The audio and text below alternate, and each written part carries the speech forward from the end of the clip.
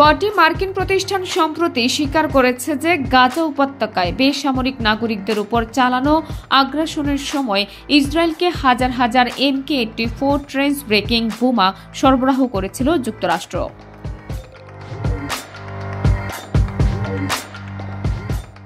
Boston American institute নামের ওই প্রতিষ্ঠান এক প্রতিবেদনে ঘোষণা করেছে, গাজায় অসহায় নিরস্ত্র ফিলিস্তিনিদের হত্যার জন্য বাইডেন প্রশাসন ইসরায়েলকে 14,100টি MK-84 ট্রেন্স ব্রেকিং বোমা সরবরাহ করার পাশাপাশি 57,000টি 155 মিমি আর্টিলারি শেল, 20,000 MA4A1 রাইফেল এবং 13,981টি বিমান বিধ্বংসী ক্ষেপণাস্ত্র সরবরাহ করেছে।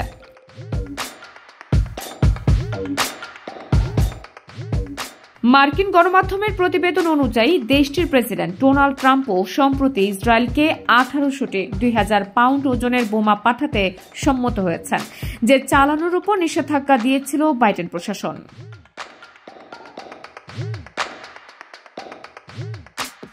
গত শনিবার 3 জন ইসরায়েলি কর্মকর্তার বরাত দিয়ে অ্যাক্সিওস ওয়েবসাইট জানিয়েছে, হোয়াইট হাউস মার্কিন সামরিক বাহিনীকে ইসরায়েলকে 2000 পাউন্ড ওজনের ভারী বোমা সরবরাহের উপর থেকে নিষেধাজ্ঞা তুলে নেওয়ার নির্দেশ দিয়েছে, যা জো বাইডেন প্রশাসন কর্তৃক আরোপ করা হয়েছিল।